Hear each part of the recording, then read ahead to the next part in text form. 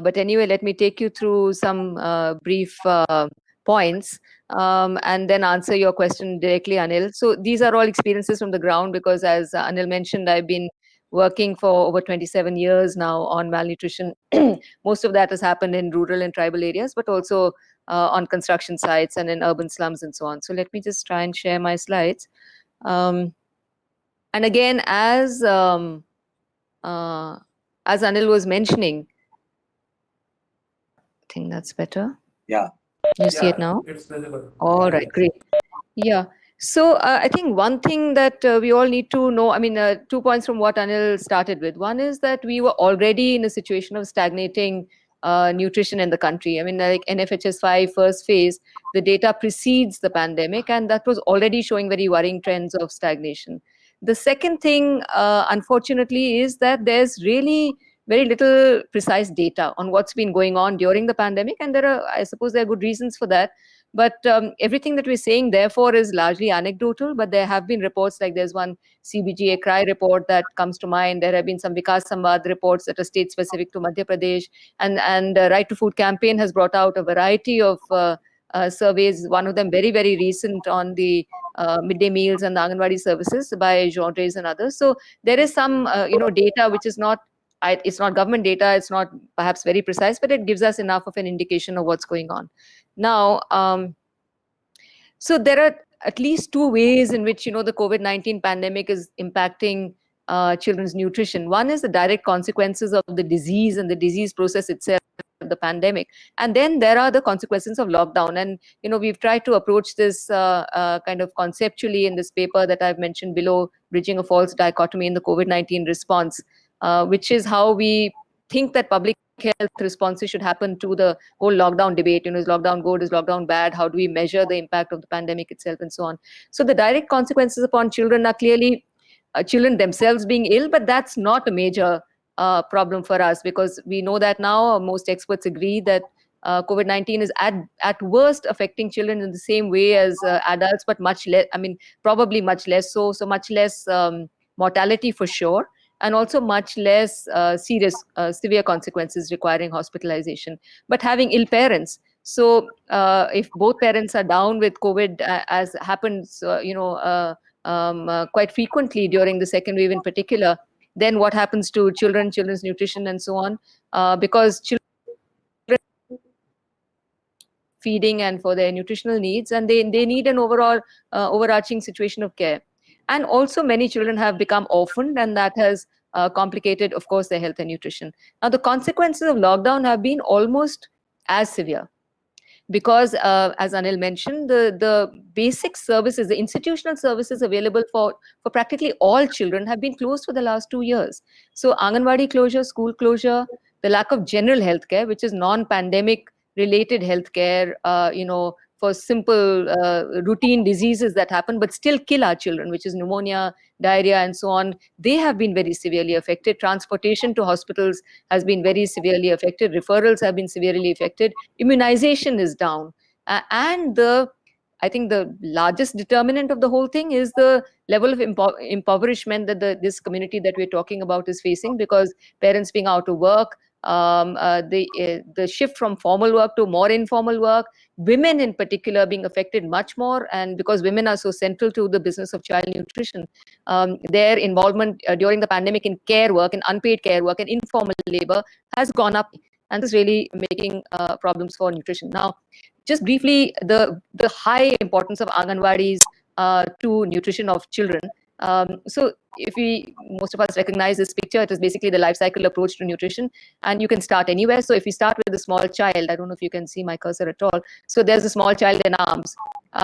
This is, say, the baby under 3 grows up to be a younger child, going to school perhaps, and then an adolescent, and then there's the girl amongst those. The girl adolescent very frequently goes on to become a mother. The mother then gives rise to babies, which may be of low birth weight, and this is the the cyclic propagation mission through generations. And you can see, I put Anganwadi, the whole thing. ICDS is basically Anganwadis, that they cater to the older adolescents, pregnant and lactating women, and the children under 6, all the way under 6. And it's the midday meals basically that cater to children in the age group of the 6 to 14 years.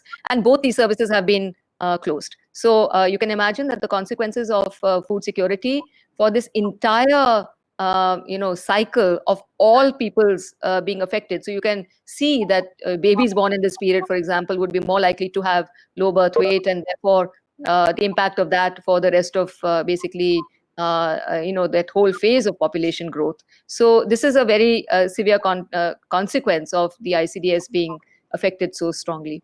Now, the mitigation measures also, I think other speakers will talk about this much more, but essentially it's not that nothing was done. When these services were closed, government did try to put up some measures. But what happened? So it was essentially all hot cooked meals. So hot cooked meals were applicable to children in the age group of 3 to 6 in Anganwadis, and 6 to 14 through midday meals. These obviously closed down.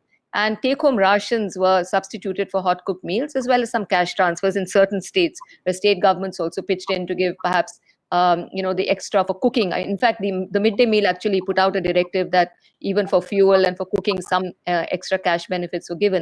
The PDS was expanded, and non-PDS food relief measures were instituted, though not as well in the second wave, unfortunately, which was far more severe as compared to the first wave. Very briefly, only for a couple of months, and then people argued for that, and then they came back again. So this has been rather patchy.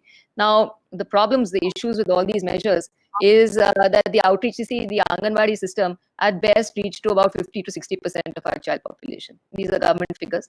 And pandemic, and during the with people being caught in migration and so on and so forth, the outreach was even poorer. And it's very obvious that the most vulnerable got left out. And not only were they left out, but the issues of identity, of having to prove various things through the linkage with Aadhaar and so on, these cause problems for the most marginalized, the most vulnerable. The quality of what was distributed was obviously not as good as a hot cooked meal. For instance, eggs, which children were getting in large measure through these processes in the hot cooked meals, they were not being given as take-home rations. Dal and oils, etc., were not given necessarily, not everywhere. And vegetables, fresh fruits and vegetables were obviously not, you were not able to distribute those. So the quality of what they received, it was just basically rice and, in some states, dal also. And the intra-household distribution. So something that was distributed to be eaten by children essentially was then shared by the whole household, because the whole household was suffering from food insecurity and hunger. There would be other children. There would be, maybe elderly, sick, and so on. So it's not necessary that the allocation for the child was received by the child.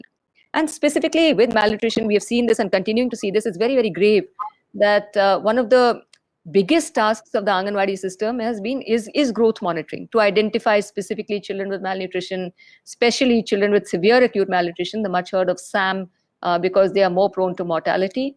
So no growth monitoring has happened at all.